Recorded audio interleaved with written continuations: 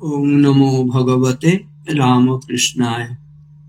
ভগবান শ্রী রামকৃষ্ণ দেব, যুগ জননী সারদা দেবী, যুগাচার্য স্বামী বিবেকানন্দ, জগদ্ধাত্রী মাতা এবং বীরেশ্বর শিবজির চরণে ভুলুণ্ঠিত প্রণাম নিবেদন করি। সারদাই নারী জাগরণে যারা সদস্যরা রয়েছেন তাদের সকলকে অন্তরের শ্রদ্ধা, নমস্কার এবং কৃতজ্ঞতা জানাই। এমন একটি সুন্দর আলোচনা আয়োজন করে আমাকে এখানে কিছু বক্তব্য রাখার জন্য একটি দুর্লভ সুযোগ করে দিয়েছেন। সেজন্য এখানে যারা বিভিন্ন জায়গা থেকে এই আন্তর্জালিক মাধ্যমে অনুষ্ঠানে যোগ দিয়েছেন, আপনাদের সকলকে অনেক অনেক শ্রদ্ধা, নমস্কার এবং শুভকামনা জানাই। যে শিশু উপস্থাপক এখানে প্রার্থনা মন্ত্র, প্রণাম মন্ত্র উচ্চারণ করেছে, তাদেরকে অনেক অনেক শুভেচ্ছা জানাচ্ছি। কথা শোনা যাচ্ছে তো ঠিকভাবে? হ্যাঁ, স্পষ্ট শোনা যাচ্ছে। আচ্ছা, এবারে যেহেতু মাতৃ প্রসঙ্গ, ফলহারিণী কালী পূজা এবং শ্রীমা সারদা দেবীকেই পূজা করা হয়েছিল।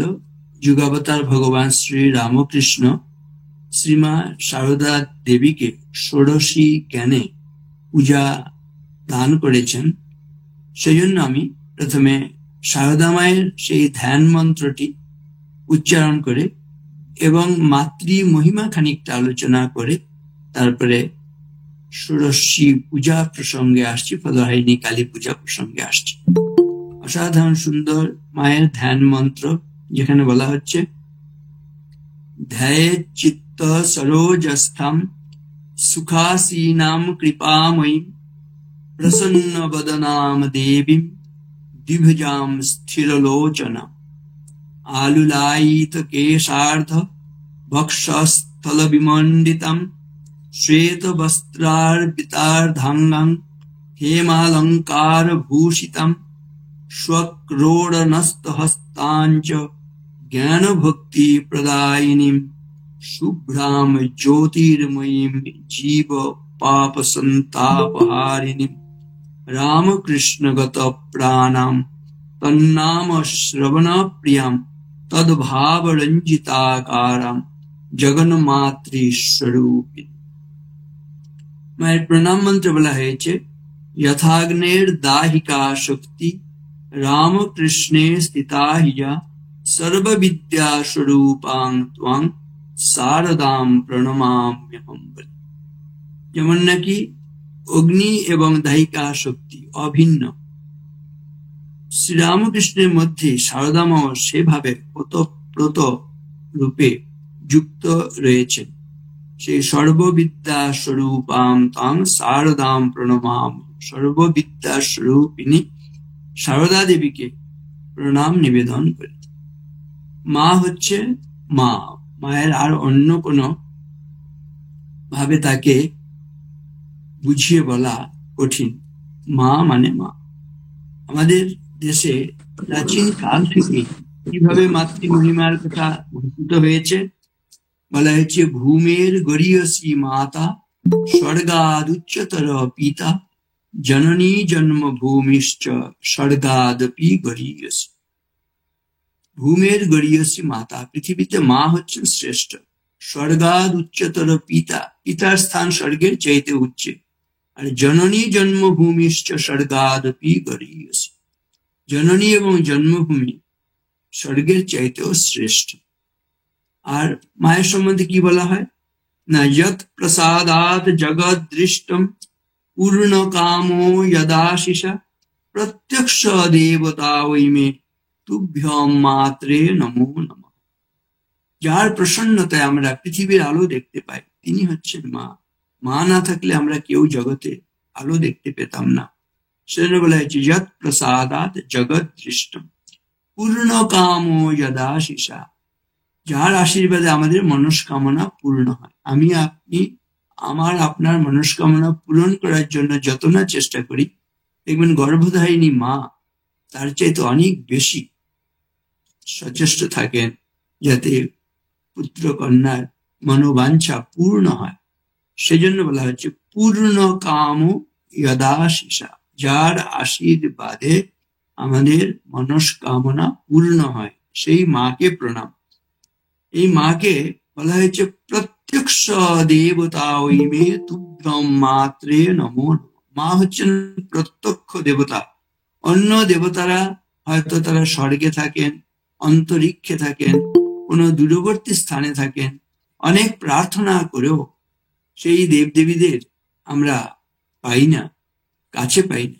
কিন্তু মাকে কি, গর্ভধারিণী মাকে কি কোনো প্রার্থনা করতে হয় না? মা নিজে থেকে সন্তানের কি কষ্ট, কি দুঃখ হতে পারে সেটা আগাম উপলব্ধি করে সেই দুঃখ থেকে সন্তানকে নিবৃত্ত করেন, সেই দুঃখের হাত থেকে তাকে রক্ষা করেন, তার আনন্দের কারণ হয়ে থাকেন। সেজন্য মাকে বলা হয় যে অসাধারণ সুন্দর প্রণাম মন্ত্রে আছে, শান্তি রূপাম ক্ষমারূপাম স্নেহ রূপাম শুভম করি সাক্ষাৎ ভগবতী দেবী মাতরম ত্বাং নমামি। অসাধারণ সুন্দর এই মাতৃ প্রার্থনা। প্রতিটি পরিবারে এই মহামন্ত্রগুলো উচ্চারণ হওয়া প্রয়োজন রয়েছে। মাতৃ মহিমা এর মধ্য দিয়ে ঘোষণা করা হচ্ছে। আমাদের যারা পরবর্তী প্রজন্ম, তাদের কাছে এটা তুলে ধরা আমাদের যারা প্রবীণরা, তাদের আমি অন্যতম কর্তব্য বলে মনে করি। অসাধারণ সুন্দর মাতৃ প্রণাম মন্ত্র, শান্তি রূপাম ক্ষমারূপাম স্নেহ রূপাম শুভম করিম সাক্ষাৎ ভগবতী দেবী মাতরম ত্বাং নমামি। কি অর্থ? মা মানে দেখবেন শান্তি। কেন মাকে ভালো লাগে? তিনি শান্তি স্বরূপা। মাকে কেন ভালো লাগে? তিনি ক্ষমা স্বরূপা, ক্ষমা স্বরূপা, ক্ষমারূপ স্বরূপা মা, ক্ষমারূপম। মা মানে স্নেহ রূপা, মা মানে স্নেহ মমতা। শুভম করি, মা মানে যা কিছু শুভ কল্যাণ। সেই জন্য মাকে আমাদের এত ভালো লাগে, এত মায়ের কাছে আমরা শান্তি লাভ করি। সেজন্য অসাধারণ সুন্দর এই প্রণাম মন্ত্র, শান্তি রূপাম ক্ষমারূপাম স্নেহ রূপাম শুভম করিম সাক্ষাৎ ভগবতী দেবী মাতরম ত্বাং নমামি। মা হচ্ছেন সাক্ষাৎ ভগবতী, সাক্ষাৎ দেবতা, সাক্ষাৎ ভগবান। সেই মাকে প্রণাম নিবেদন করি বলে এই অসাধারণ প্রণাম মন্ত্র বলা হয়েছে। এখন প্রশ্ন জাগতে পারে, না সারদা মা সম্বন্ধে আলোচনা করতে গিয়ে এখানে গর্ভধারিণী মায়ের প্রসঙ্গ কেন আসছে? এই প্রসঙ্গ বলবো, আপাত দৃষ্টিতে হয়তো আমাদের মনে হবে ওই মা তো জৈবিক ভাবে দেখতে গেলে কোনো একটি সন্তানেরও জন্মদান করেননি, তাহলে মাকে কেন এখানে গর্ভধারিণী মায়ের স্থানে বসিয়ে পূজা মন্ত্র পাঠ করা হচ্ছে? এতে বলবো, মা হয়তো জৈবিক ভাবে একটি সন্তানেরও গর্ভধারণ করেননি, জন্মদান করেননি, কিন্তু মা হচ্ছেন বিশ্ব প্রসবিনী। সেজন্যই আমরা এই ষোড়শী পূজা, জগন্মাতার পূজা প্রসঙ্গ আলোচনা করতে গিয়ে, ফলহারিণী কালী পূজা প্রসঙ্গ আলোচনা করতে গিয়ে মায়ের মহিমা, গর্ভধারিণী মায়ের মহিমার কথা এখানে উচ্চারণ করলাম। এবারে কিভাবে এই পূজা সংগঠিত হয়েছিল, শ্রী শ্রী রামকৃষ্ণ লীলা প্রসঙ্গ গ্রন্থে স্বামী শারদানন্দজি যেভাবে উপস্থাপন করেছেন সেই অংশটা একটু পাঠ করছি। এখানে বলা হয়েছে, শারদানন্দজি লিখছেন, সন 1280 সালের জ্যৈষ্ঠ মাসের অর্ধেকের উপর গত হইয়াছে। আজ অমাবস্যা, ফলহারিণী কালী পূজার পুণ্য দিবস। সুতরাং দক্ষিণেশ্বর মন্দিরে আজ বিশেষ পর্ব উপস্থিত। ঠাকুর শ্রী শ্রী জগদম্বাকে পূজা করিবার মানসে আজ বিশেষ আয়োজন করিয়াছে। ওই আয়োজন কিন্তু মন্দিরে না হইয়া তাহার ইচ্ছানুসারে গুপ্ত ভাবে তাহার গৃহেই হইয়াছে। পূজাকালে দেবীকে বসিতে দিবার জন্য আলিম্পন ভূষিত একখানি পীঠ পূজকের আসনের দক্ষিণ পার্শ্বে স্থাপিত হইয়াছে। সূর্য অস্তগমন করিল। ক্রমে গাঢ় তিমির অবগুণ্ঠনে অমাবস্যার নিশি সমাগতা হইল। ঠাকুরের ভাগিনীয় হৃদয়কে অদ্য রাত্রিকালে মন্দিরে দেবীর বিশেষ পূজা করিতে হইবে। সুতরাং ঠাকুরের পূজার আয়োজনে যথাসাধ্য সহায়তা করিয়া সে মন্দিরে চলিয়া যাইল এবং রাধা গোবিন্দের রাত্রিকালে সেবা পূজা সমাপনান্তর দিনু পূজারী আসিয়া ঠাকুরকে ওই বিষয়ে সহায়তা করিতে লাগিল। দেবীর রহস্য পূজার সকল আয়োজন সম্পূর্ণ হইতে রাত্রি 9টা বাজিয়া গেল। শ্রীমতী মাতা ঠাকুর রানীকে পূজাকালে উপস্থিত থাকিতে ঠাকুর ইতঃপূর্বে বলিয়া পাঠাইয়াছিলেন। তিনিও ওই গৃহে এখন আসিয়া উপস্থিত হইলেন। ঠাকুর পূজায় বসিলেন। পূজা দ্রব্য সকল সংশোধিত হইয়া পূর্বকৃত্য সম্পাদিত হইল। ঠাকুর এইবার আলিম্পন ভূষিত পিঠে শ্রী শ্রী মাকে উপবেশনের জন্য ইঙ্গিত করিলেন। পূজা দর্শন করিতে করিতে শ্রীমতী মাতা ঠাকুরানী ইতঃপূর্বে অর্ধবাহ্য দশা প্রাপ্ত হইয়াছেন। সুতরাং কি করিতেছেন তাহা সম্যক না বুঝিয়া মন্ত্র মুগ্ধার ন্যায় তিনি এখন পূর্ব মুখে উপবিষ্ট ঠাকুরের দক্ষিণ ভাগে উত্তরাশ্রা হইয়া উপবিষ্টা হইলেন। সম্মুখস্থ কলসের মন্ত্রপুত বাড়ি দ্বারা ঠাকুর বারংবার শ্রী শ্রী মাকে যথাবিধানে অভিষিক্তা করিলেন। অনন্তর মন্ত্র শ্রবণ করাইয়া তিনি এখন প্রার্থনা মন্ত্র উচ্চারণ করিলেন। হে বালে, হে সর্বশক্তির অধীশ্বরী মাত ত্রিপুরা সুন্দরী, সিদ্ধির দ্বার উন্মুক্ত কর। ইহার অর্থাৎ শ্রী শ্রী মায়ের শরীর মনকে পবিত্র করিয়া ইহাতে আবির্ভূতা হইয়া সর্বকল্যাণ সাধন কর। অতঃপর শ্রী শ্রী মার অঙ্গে মন্ত্র সকলের যথাবিধানে ন্যাসপূর্বক ঠাকুর সাক্ষাৎ দেবী জ্ঞানে তাহাকে ষোড়শোপচারে পূজা করিলেন এবং ভোগ নিবেদন করিয়া নিবেদিত বস্তু সকলে কিয়দংশ সহস্তে তাহার মুখে প্রদান করিলেন। বাহ্য জ্ঞান তিরোহিতা হইয়া শ্রী শ্রী মা সমাধিস্থা হইলেন। ঠাকুরও অর্ধ বাহ্য দশায় মন্ত্রোচ্চারণ করিতে করিতে সম্পূর্ণ সমাধিমগ্ন হইলেন। সমাধিস্থ পূজক সমাধিস্থা দেবীর সহিত আত্মস্বরূপে পূর্ণ ভাবে মিলিত ও একীভূত হইলেন। কতক্ষণ কাটিয়া গেল। নিশার দ্বিতীয় প্রহর বহুক্ষণ অতীত হইল। আত্মারাম ঠাকুরের এইবার বাহ্য সংজ্ঞার কিছু কিছু লক্ষণ দেখা গেল।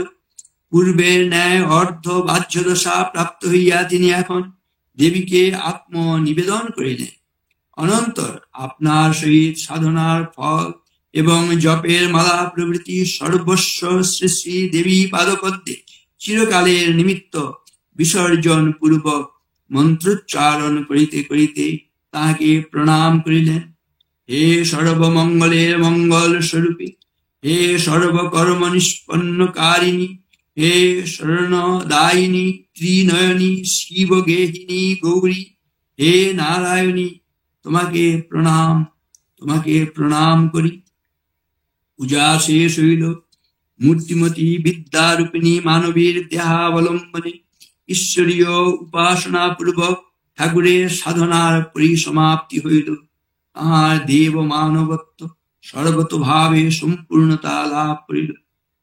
ষোড়শী পূজার পরে শ্রী শ্রী মাতা ঠাকুরানী প্রায় 5 মাস কাল ঠাকুরের নিকটে অবস্থান করিয়াছিলেন। পূর্বের ন্যায় ওই কালে তিনি ঠাকুর ও ঠাকুরের জননীর সেবায় নিযুক্ত থাকিয়া দিবাভাগ নহবত ঘরে অতিবাহিত করিয়া রাত্রিকালে ঠাকুরের শয্যা পার্শ্বে শয়ন করিতেন।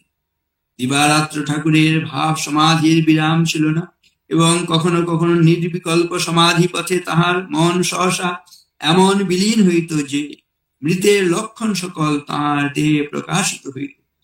কখন ঠাকুরের ঐরূপ সমাধি হইবে এই আশঙ্কায় শ্রীমার রাত্রিকালে নিদ্রা হইত না। বহুক্ষণ সমাধিস্থ হইবার পরেও ঠাকুরের সংজ্ঞা হইতেছে না দেখিয়া ভীতা ও কিং কর্তব্য বিমূঢ়া হইয়া তিনি এক রাত্রিতে হৃদয় এবং অন্যান্য সকলের নিদ্রা ভঙ্গ করিয়াছিলেন। পরে হৃদয় আসিয়া বহুক্ষণ নাম শুনাইলে ঠাকুরের সমাধি ভঙ্গ হইয়াছিল। সমাধি ভঙ্গের পর ঠাকুর সকল কথা জানিতে পারিয়া শ্রী শ্রীমার রাত্রিকালে প্রত্যহ নিদ্রার ব্যাঘাত হইতেছে জানিয়া নবতে তাহার জননীর নিকটে মাতা ঠাকুরানীর শয়নের বন্দোবস্ত করিয়া দিলেন।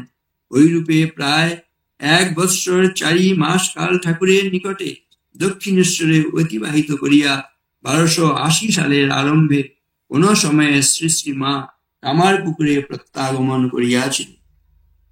এখানে যে বিষয়টি আমরা দেখলাম না, ঠাকুর শ্রী শ্রী মায়ের এই শরীর কে মায়ের দেবী রূপে তিনি পূজা করলেন। এখানে বলবো যে মাতৃবোধন, বোধন কথার অর্থ আসলে জাগরণ।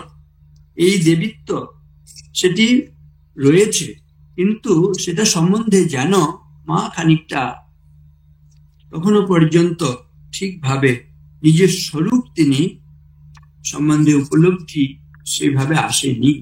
কিন্তু ঠাকুর সেই দিনে প্রত্যক্ষভাবে পূজা মধ্য দিয়ে তাকে যেন বুদ্ধিত করলেন, জাগরণ ঘটল দেবীত্বের।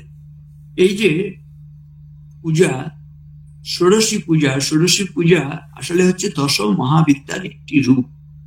আমরা সেই দশম মহাবিদ্যা কারা সে সম্বন্ধে জানি। বলা হয়েছে কালী, তারা, মহাবিদ্যা, ষোড়শী, ভুবনেশ্বরী, ভৈরবী, ছিন্নমস্তাচ, বিদ্যা, ধূমাবতী তথা বগলা, সিদ্ধবিদ্যা চ মাতঙ্গী, কমলাত্মিকা।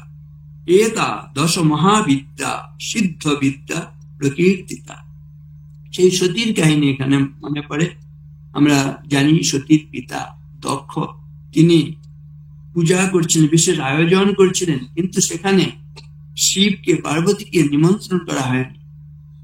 পার্বতী সতী তিনি জানতে পেরে যেতে চাইলেন, কিন্তু শিব আপত্তি জানালেন যে এই অহংকারী দক্ষ তিনি হয়তো ঠিকভাবে সম্মান জ্ঞাপন করবেন না, এতে সতীর মনে আঘাত লাগবে, তাতে অকল্যাণ বেশি হতে পারে। কিন্তু সতী যেতে চাইলেন পিতৃগৃহে সেই আমন্ত্রণ রক্ষার জন্য। যখন শিব যেতে দিতে চাইছেন না, তখন মা তিনি এই বিভিন্ন রকমের রূপ দর্শন করিয়েছিলেন।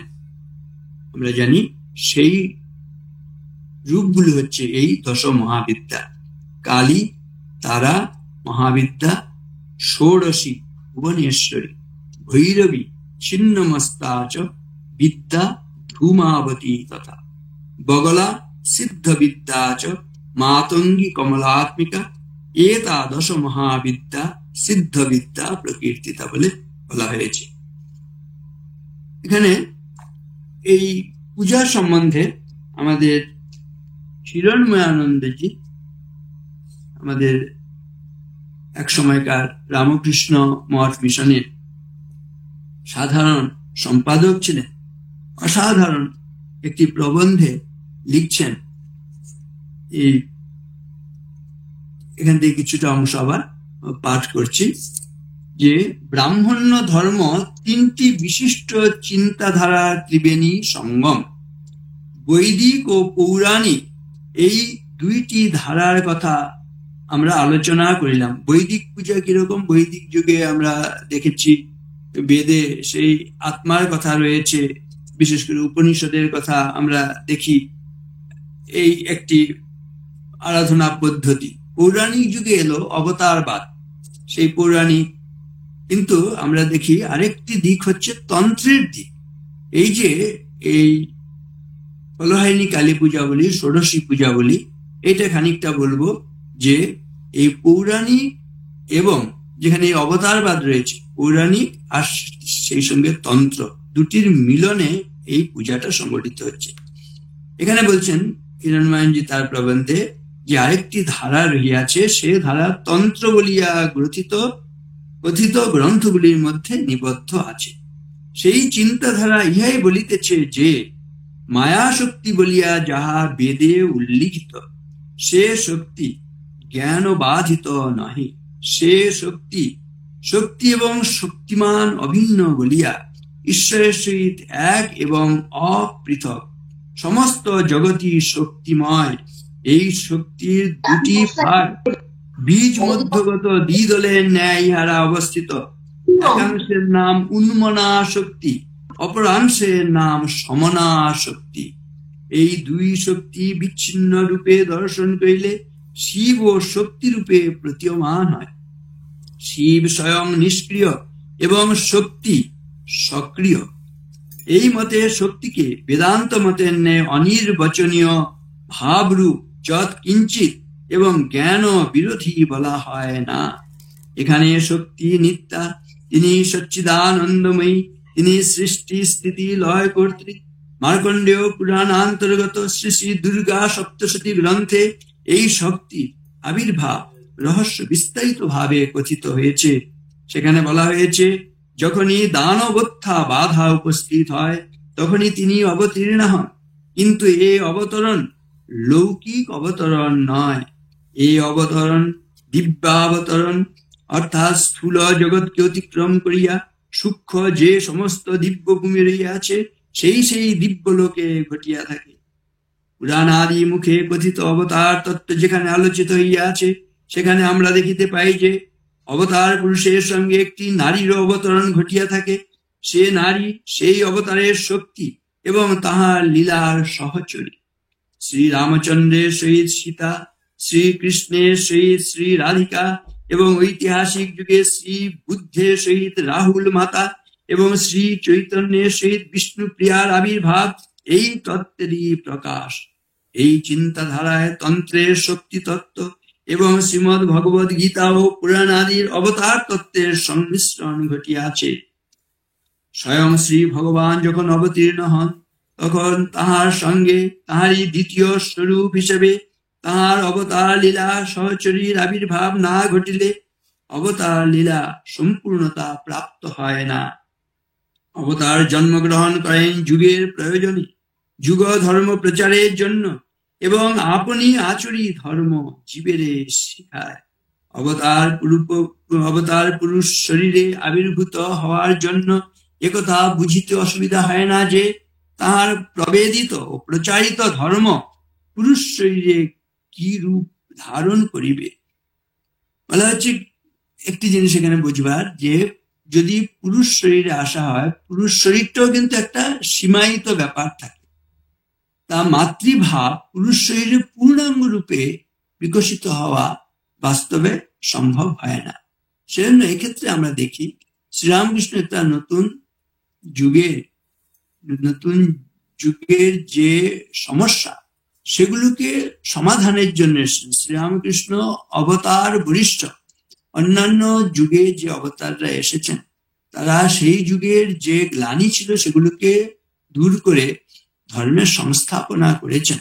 কিন্তু আগে যুগে যে সমস্যা ছিল, বর্তমান যুগে কিন্তু সেই এক সমস্যা নয়। সেই সমস্যা তীব্রতা এবং ব্যাপ্তি অনেক বেড়ে গিয়েছে।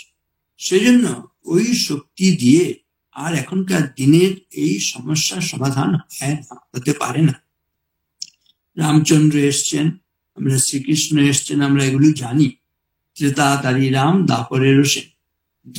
ত্রেতা যুগে যে সমস্যা জটিলতা ছিল, তারপরের যে জটিলতা, তার চাইতে এই বর্তমান যুগে কলির যে সমস্যা, সেগুলো অনেক বেশি গভীর এবং অনেক বেশি ব্যাপ্তির। সেজন্য শ্রীরামকৃষ্ণ অনেক বেশি শক্তি ধারণ করে এই যুগে যেন আবির্ভূত হয়েছেন এবং মাকেও এখানে প্রত্যক্ষ রূপে আমরা দেখি। ঠাকুরের শরীর চলে যাওয়ার পরেও দীর্ঘ 34 বৎসর কাল এই মাতৃভাব প্রচারের কাজে রইলেন।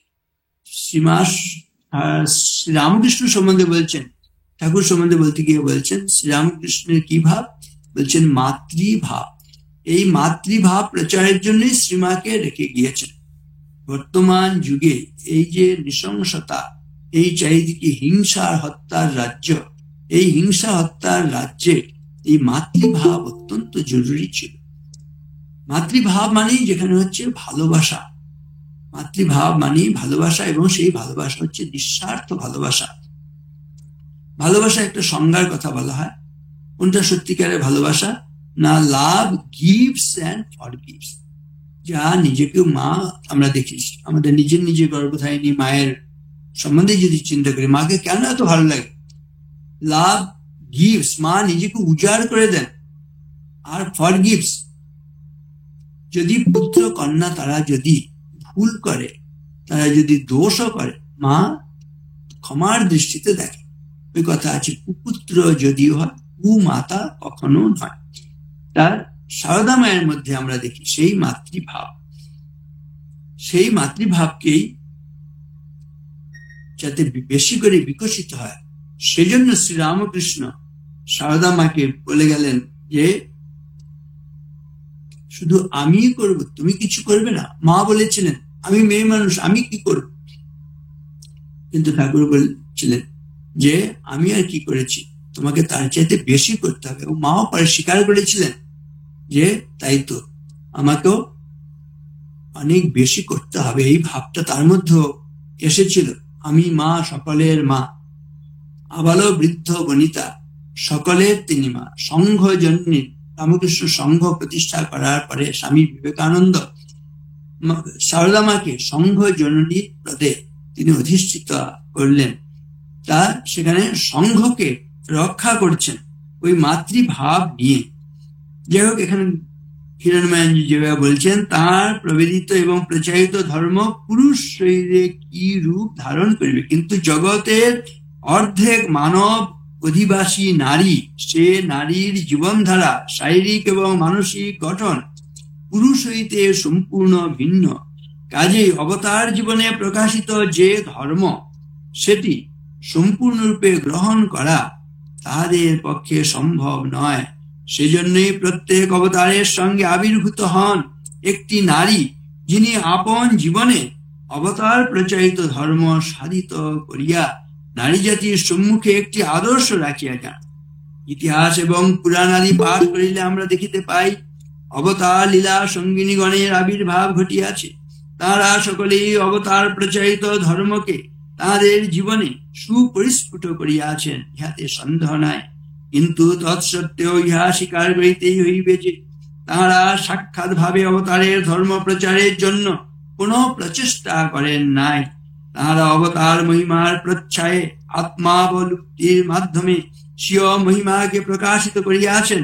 তা হইল তাদের জীবন এবং আচরণ অন্যান্য নারীদের পক্ষে আদর্শ স্থল ছিল, ইহা আমরা অনুমান করিতে পারি। আগে যে আমরা দেখেছি, রামচন্দ্রের সময়ের সীতার কথাই বলি, আমরা শ্রী রাধিকার কথা বলি, এখানে আমাদের রাহুল মাতার কথা বলি, বুদ্ধ, এই ক্ষেত্রে সবাই তারা হচ্ছে যেন অনেকটা গৌণ ভূমিকায় অংশগ্রহণ করেছে।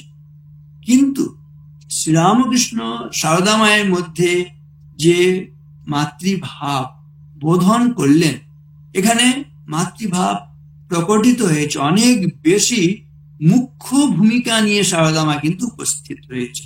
এখানে হচ্ছে শ্রীরামকৃষ্ণ অবতারত্বে যে সারদা মায়ের ভূমিকা, এটি হচ্ছে, এটা পরোক্ষে নেই, প্রত্যক্ষ ভাবে মা কিন্তু এগিয়ে এসছে। এই যুগের সমস্যা কি দেখবেন, এই যে অবতারেরা আসেন, তারা কেন আসেন না, কে হরি, কে নারায়ণ, কে ভগবান। বলা হচ্ছে অন্য দুঃখে ন যো দুঃখী, যো অন্য হর্ষে ন হর্ষিত, স এব জগতাম ঈশ নররূপ ধরো হরি। তিনি হরি, তিনি নারায়ণ, যিনি অন্যের দুঃখে দুঃখী, অন্যের সুখে সুখী। শ্রীরামকৃষ্ণ আমাদের দুঃখে দুঃখী, আমাদের সুখে সুখী।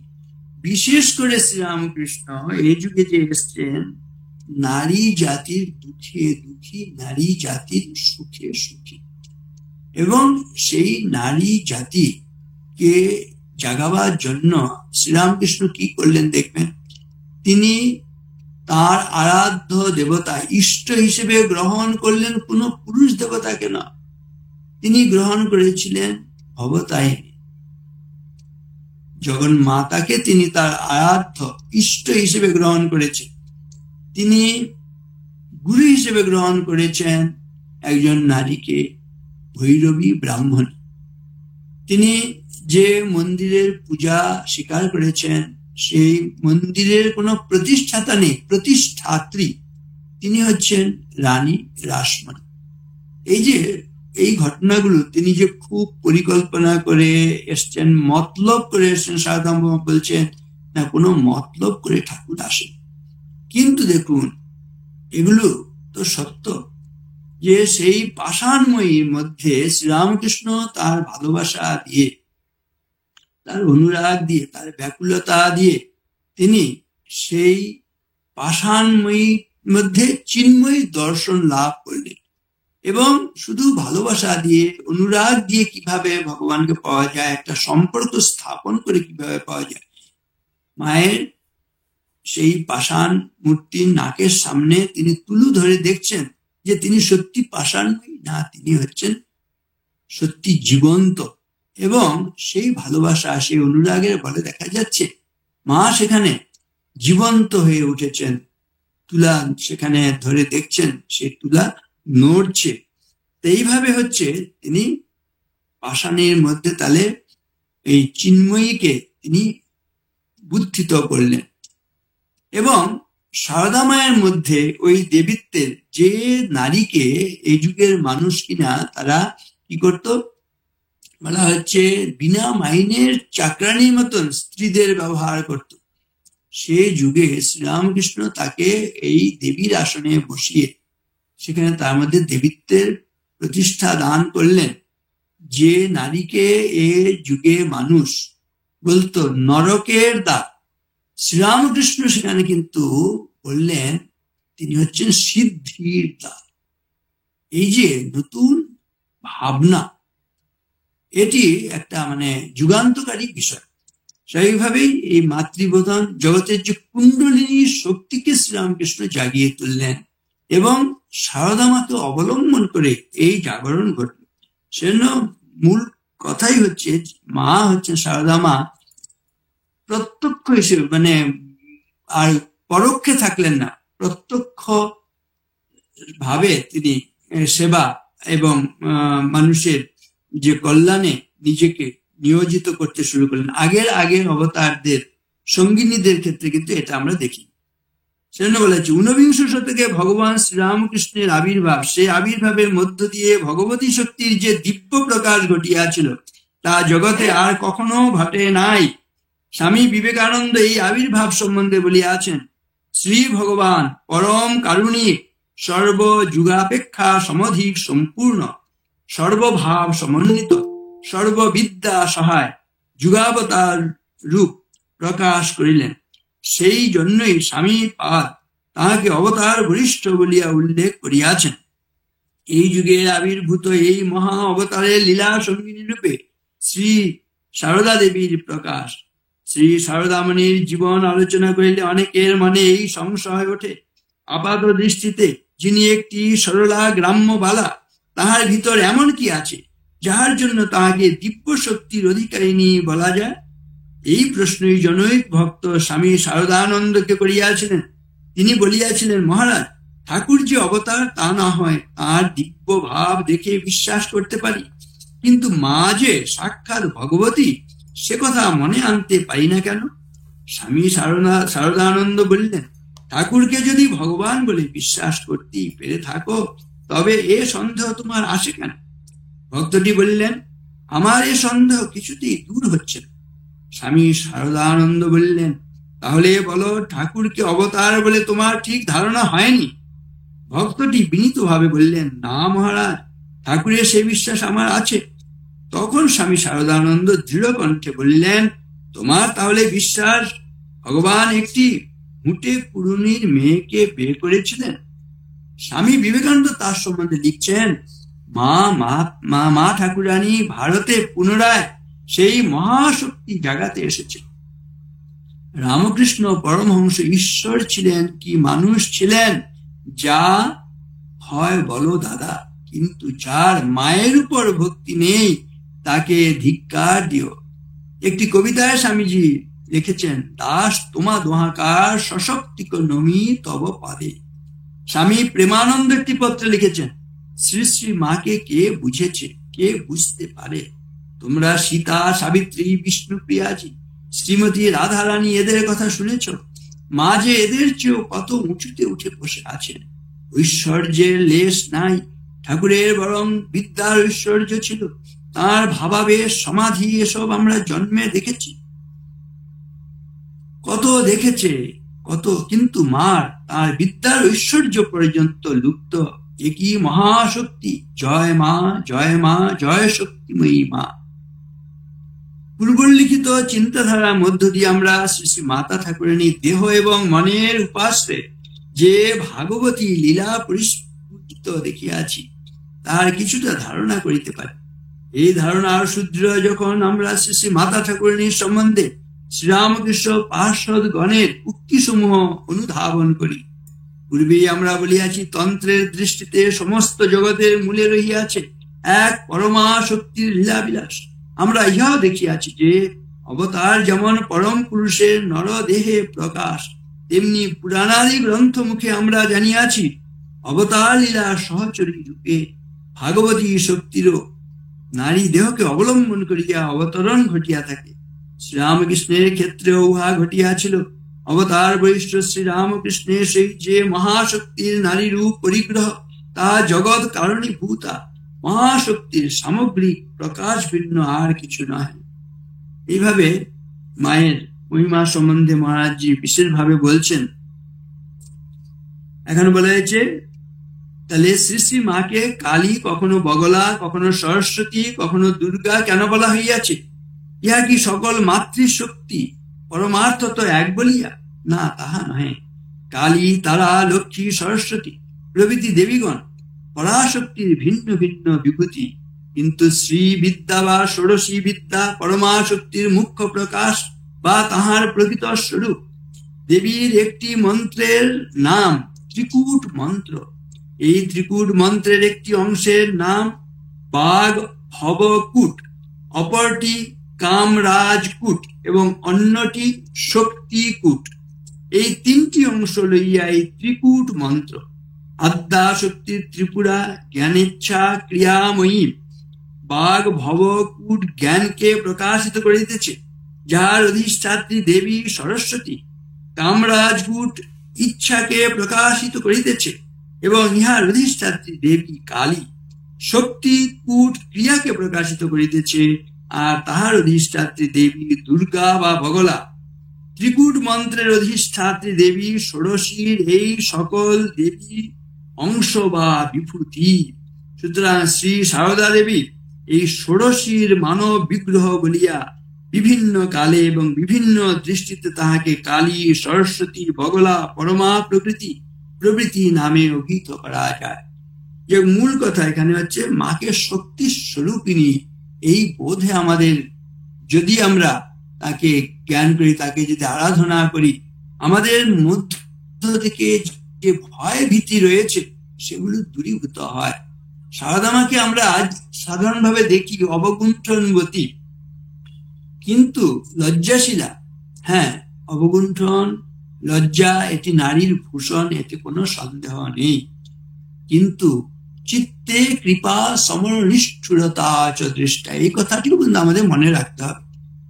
এই যুগে নারীর জীবনে যে সবচাইতে যন্ত্রণার জায়গা দেখবেন না, সকাল নেই, দুপুর নেই, সন্ধ্যা নেই, তাদেরকে আক্রান্ত হতে হচ্ছে। এই যে বলেছিলাম, ভগবান কেন আসেন না? অন্যের দুঃখে দুঃখী হয়ে, অন্যের সুখে সুখী হয়ে। ওই বিশ্বের ক্রন্দন বিচলিত নারায়ণ আঁখি তাহার অশ্রুতে ভরিল, গোলকে হলো না ঠাঁই, শিব জটা বাহিতাই শতধারা ধরণীতে ছড়িল। না, বিশ্বের ক্রন্দন নিবারণের জন্য এসছে, মাতৃজাতির ক্রন্দন নিবারণের জন্য এসছে। সকাল নেই, দুপুর নেই, সন্ধ্যা নেই, তাদের আক্রান্ত হতে হচ্ছে। এই ক্ষেত্রে কি করে নারীরা তাদের রক্ষা করবেন? সারদা মা কিন্তু সেই ঘটনাও একটা উদাহরণের মধ্য দিয়ে নিজের জীবনে সেই আঘাত, সেই যন্ত্রণাটাকে তিনি গ্রহণ করে শিখিয়েছেন কিভাবে এর প্রতিকার করতে হবে। সেই একাকিনী মা অবস্থান করছেন, আপনারা জানেন, সেই কামার পুকুরে। সেই সময় হরিশ, সে আসলে একসময় ভক্ত ছিল, কিন্তু আসলে সে তখন উন্মাদ হয়ে গেছে। সে মায়ের পেছনে ধাওয়া করেছে। অসহায় মা একাকিনী রয়েছেন। মা আত্মরক্ষার জন্য গোলাঘরের চারদিকে দৌড়তে শুরু করলেন, কিন্তু কয়েকবার দৌড়েও যখন নাকি দেখলেন সেই দুর্বৃত্তের হাত থেকে রক্ষা পাওয়া কঠিন, তখন কিন্তু মা রুখে দাঁড়িয়েছিলেন। রুখে দাঁড়িয়ে সেই দুর্বৃত্তের চুলের মুঠি ধরে তাকে মাটিতে ফেলে দিয়ে তার বুকে হাঁটু দিয়ে জিভ টেনে ধরে তাকে চড় কষাতে শুরু করেছিলেন এবং বলেছিলেন যে আমি সেদিনে বগলা মূর্তিতে আবির্ভূতা হয়ে ওই দুর্বৃত্তকে দমন করেছি। ওই যে আছে চণ্ডীতে, কেন পমা ভবতু তেস্য পরাক্রমস্য রূপঞ্চ শত্রু ভয়কারী অতিহারী পুত্র চিত্তে কৃপা সমর নিষ্ঠুরতা চ দৃষ্টা তৈব দেবী বরদে ভুবনত্রয়ে। এই চণ্ডীর এই দিকটা দেখতে হবে। আমরা জগন্মাতার যে মুদ্রাগুলি দেখি, হাতগুলো কিভাবে প্রসারিত রয়েছে। এক হাতে দেখবেন বর রয়েছে, অভয় রয়েছে আরেক হাতে। এই বর অভয় দুটি দেখতে আমরা খুব আনন্দ লাভ করি, কিন্তু আরেক হাতে মায়ের কিন্তু মুন্ডমালা রয়েছে, আরেক হাতে কিন্তু খড়গ রয়েছে। এগুলোর কিন্তু আমাদের ধ্যান করা প্রয়োজন রয়েছে। রোগান শেষান অপহংসি তুষ্টা রুষ্টাদ কামান সকলান ভীষ্টান ত্বামাশ্রিতানাম ন বিপন্নরানাম ত্বামাশ্রিতা আশ্রয়তাম প্রয়ান্তি বলে বলা হয়েছে। জগন্মাতার শক্তি সম্বন্ধে আমাদের ধারণা করতে হবে, এবং সেই শক্তির সঙ্গে আমরা নিজেদের যুক্ত করলে আমাদের জীবন থেকে ভয় ভীতি দূর হবে। আমি আপনি দুর্বল হতে পারি, এককভাবে দুর্বল হতে পারি, কিন্তু সেই সর্বশক্তিময়ী জগন্মাতা সঙ্গে যদি নিজেদের যুক্ত করি, দেখবেন আমাদের সেই ভয় ভীতি দূর হয়। জগন্মাতার শক্তি কেমন? বলে ত্বং বৈষ্ণবী শক্তি অনন্ত বীর্যা বিশ্বস্য বীজম পরমাসি মায়া সম্মোহিতম দেবী সমস্তমেতৎ ত্বং বৈ প্রসন্না ভুবি মুক্তি হেতু। ত্বং বৈষ্ণবী শক্তি, বৈষ্ণবী শক্তির কখনো পরাজয় হয়। ত্বং বৈষ্ণবী শক্তি অনন্ত বীর্যা, অনন্ত শক্তি সম্পন্ন। এই অনন্ত শক্তি সম্পন্নার সঙ্গে নিজেকে যুক্ত করতে পারলে আমরাও অনন্ত শক্তির অধিকারী।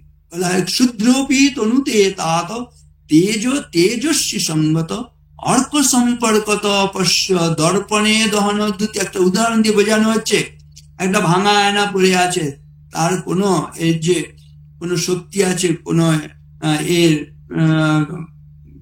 কিছু উপযোগিতা আছে আমরা বুঝতে পারি, কিন্তু এই আয়নাটাকে যদি সূর্যের বিপরীতে স্থাপন করা যায়, দেখবেন সে সূর্যের কিরণ যখন সেখানে গিয়ে পড়ছে, ওই প্রতিফলন আয়নার মধ্যে যখন পড়ছে, সে আয়নার সূর্যের প্রতিফলন যদি আপনার আমার চোখে ফেলা যায়, আমি তাকাতে পাই, তাহলে ওই ম্লান একটা জিনিস, একটা জড় বস্তু আয়না, তার মধ্যে সে সূর্যের সান্নিধ্যে এসে সূর্যের যে তেজ সেটা সে লাভ করল।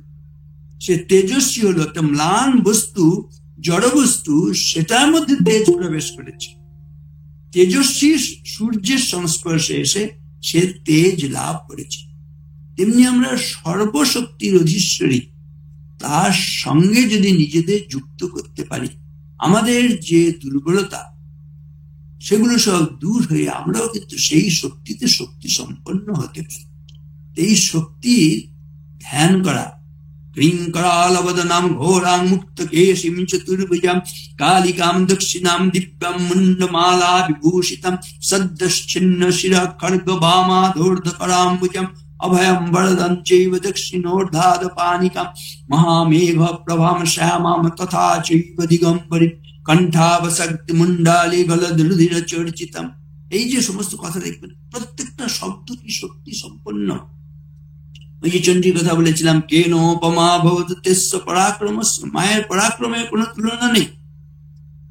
কেনোপমা ভবতু তেস্য পরাক্রমস্য রূপঞ্চ শত্রু ভয়কারী অতিহারী পুত্র। কোন পুরুষ দেবতাকে দেখলে দেখবেন আমাদের মনে কিন্তু ভয় ভীতির সঞ্চার হয় না, কিন্তু ওই যে কালী, তারা, মহাবিদ্যা, ষোড়শী, ভুবনেশ্বরী, ছিন্নমস্তা, এক একটা রূপ দেখলে আমাদের মনে ত্রাসের সৃষ্টি হয়। তাই এই শক্তির যদি ধ্যান করেন আমাদের দেশের মায়েরা, দিদিরা, বোনেরা, তাদের মধ্যে সেই শক্তি আসবে। ওই যে নজরুলের কবিতার মধ্যে আছে, ভেঙে জমপুরি নাগিনীর মতো আয়ামা পাতাল পুরি, আধারে তোমার পথ দেখাবে মা তোমার ভগ্ন চুরি, পুরুষ জমের ক্ষুধার কুকুর মুক্ত পদাঘাতে লুটায়ে পড়িবে ও চরণ তলে দলিত জমের সাথে, এতদিন শুধু পিয়ালে অমৃত, আজ প্রয়োজন যাবে, যে হাতে পিয়ালে অমৃত সে হাতে কুট বিষ দিতে হবে, সেদিন সুদূর নয় যেদিন ধরণী পুরুষের সাথে গাহিবে নারীর জয়। এই যে কথাগুলো, শক্তিদায়ী কথাগুলো পড়লে দেখবেন নারীর মনে, তাদের মধ্যে প্রচন্ড শক্তি আসবে। অন্য কোন পুরুষ দেবতা দেখবেন যখন নাকি দেবাসুরের এই যে সংগ্রাম হয়, অসুরদের দ্বারা দেবতারা পরাজিত হয়েছে, দেবতারা নিজেদের শক্তিতে কিন্তু ওই অসুর শক্তিকে পরাজিত করতে পারছে না। দেবতারা তখন সেই জগন্মাতার আরাধনা করছে। ওই যে সমস্ত আরাধনার মধ্যে নানান রকম রয়েছে, আমরা চণ্ডীতে সেসব দেখি, কি প্রচন্ড শক্তি সেখানে রয়েছে। দেখবেন এগুলো তং পরা প্রকৃতি মহাদেব কথিত আত্মা স্তব, তাদের তং পরা প্রকৃতি সাক্ষাৎ ব্রহ্মণ পরমাত্মন তত্ত্ব জাতম জগৎ সর্বম ত্বং জগৎ জননী শিবি মদাদ্যনুপার্যন্তম যদে তৎ সচরাচরম ত্বয়িবুৎপাদিতম ভদ্রে তদধীনমিদম জগৎ ত্বমাদ্যা সর্ববিদ্যানামস্মাকমপি জন্মভূ ত্বং জানাসি জগৎ সর্বম ন ত্বং জানাতি কশ্চন ত্বং কালী তারিণী দুর্গা ষোড়শী ভুবনেশ্বরী ধূমাবতী ত্বং বগলা ভৈরবী ছিন্নমস্তকা ত্বং अन्नपूर्णा वाग्देवी त्वं देवी कमलालया सर्वशक्ति स्वरूपा त्वं सर्वदेवमयी तनु त्वमेव सूक्ष्मा स्थूला त्वं व्यक्ता व्यक्तस्वरूपिणी निराकारा विसाकारा कस्त्वां वेदितुमर्हति उपासकानां कार्यार्थं श्रेयसे जगतामपि दानवानां विनाशाय धत्से नानाविधस्तनु चतुर्भुजा त्वं द्विभुजा षड्भुजाष्टभुजा तथा त्वमेव विश्व रक्षार्थम नाना शस्त्रास्त्रधारिणी। এই সমস্ত অদ্ভুত সমস্ত শক্তিদায়ী কথাগুলো রয়েছে, এগুলোর যত আমরা ধ্যান করব তত আমাদের কিন্তু সেই শক্তি আর দুর্বলতা নাশ হবে। সারদা মায়ের মধ্যে এই শক্তির মানে সেখানে অবস্থান পূর্ণাঙ্গ ভাবে রয়েছে, কিন্তু মা হচ্ছেন ক্ষমারূপা, শান্তিরূপা, স্নেহরূপা হয়ে আমাদের কাছে এসছে এবং সকলের মা হয়ে তিনি এসছেন। তিনি আমজাদেরও মা, তিনি আবার শারদানন্দজি। সেজন্য এই কথাগুলো মনে রাখলে দুটি দিকই রয়েছে, একটা মাতৃ কোমল ভাব, প্রচন্ড কোমল ভাব, আবার কিন্তু যে চিত্তে কৃপা, আবার সমর নিষ্ঠুরতা, বজ্রাদপি কঠোরা, আর কোমল কুসুমের মতন কোমল আর বজ্রের মতন, দুটি রয়েছে। আমরা সবার মনে দেখবেন একটা হয়, আমরা আমাদের কথা কেউ শোনে না, কতগুলো জিনিসের মায়ের জীবন থেকে যদি আমরা একটু গ্রহণ করি তাহলে আমাদের কথা সবাই শুনবে, প্রচন্ড শক্তির অধিকারী হবো। কিসে থেকে সেই শক্তি আসে? সেই ক্ষমা থেকে, দয়া থেকে। সময়া দয়া প্রেমনা সুনৃতে নার জবে নচ বসি উড়িয়া জগৎ সর্বম বিনয়েন চ সেবয়া। মায়ের মধ্যে এগুলো রয়েছে বলে মাকে আমাদের এত ভালো লাগে, সবাই মায়ের কথা শোনে।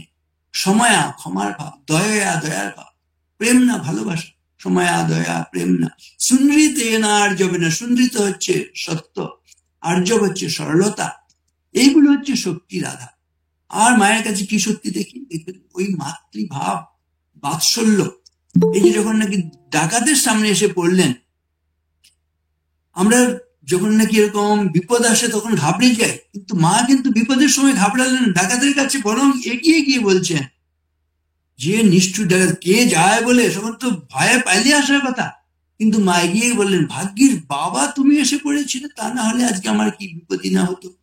যে নিষ্ঠুর তার মধ্যে দেখুন ওই অপত্য স্নেহ জাগিয়ে দিল, ওই সময় গিয়ে বাবা বলে সম্বোধন করলেন। এই শক্তিটা কোথা থেকে এসেছে? শক্তির উৎস হচ্ছে, স্বামীজি বলছেন, truth, purity and unselfishness. Wherever these are present, there is no power below or above the sun to crush the possessor thereof. Equipped with this, one individual is able to face the whole universe in opposition. সত্য, পবিত্রতা এবং নিঃস্বার্থপরতা কারোর মধ্যে থাকলে সূর্যের নিচে এবং সূর্যের উপরে এমন কোন শক্তি নেই তাকে পরাজিত করতে। দেখবেন মায়ের মধ্যে এই সত্য, পবিত্রতা, ওই পবিত্রম চরিতম যস্যা পবিত্রম জীবনম তথা পবিত্রতা স্বরূপিণী তস্যৈ দেব্যৈ নমো নমঃ। এই মায়ের মধ্যে এই পবিত্রতার এই সঞ্চার করলেন ঠাকুর, এবং তিনি পবিত্রতার স্বরূপিণী। তার থেকে এত শক্তি এসছে, সত্য, পবিত্রতা এবং নিঃস্বার্থকতা। ওই যে সময়া দয়া প্রেমনা, ক্ষমার শক্তি, প্রচন্ড শক্তি, দয়ার শক্তি, প্রেমনা ভালোবাসার শক্তি, সময়া দয়া প্রেম, সুন্দরিত মানে সত্যের শক্তি, আর্য সরলতা, শেষের দুটি হচ্ছে ইম্পর্টেন্ট, বিনয়েন চ সেবয়া, বিনয় নম্রতার শক্তি, সেবার শক্তি, প্রচন্ড শক্তি, এগুলো দিয়ে গোটা জগৎ বশীভূত হয়।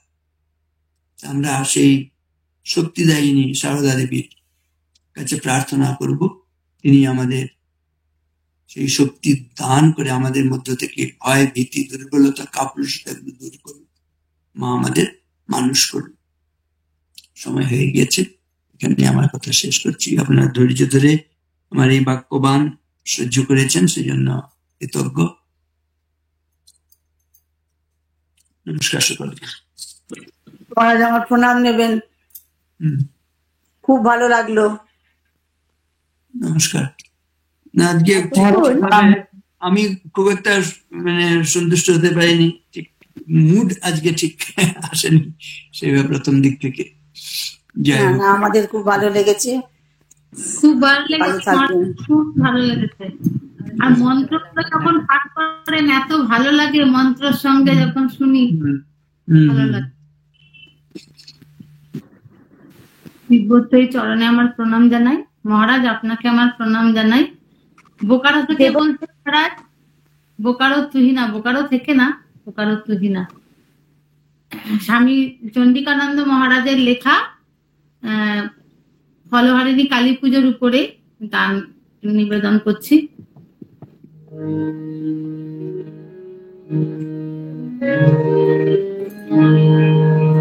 কে তুমি মা বলো না, মা কে তুমি মা বলো না, মা ভগবান খুঁজে কেন চোরাঙা পায়, ভগবান খুঁজে কেন চোরাঙা পায়, কি অপরূপ লীলা আজি ধরায়, কি অপরূপ লীলা আজি ধরায়, কে তুমি মা বলো না, মা বলো মা বলো মা, কে তুমি মা বলো না, মায় বলো বলো বলো বলো, কে তুমি মা বলো না, মা।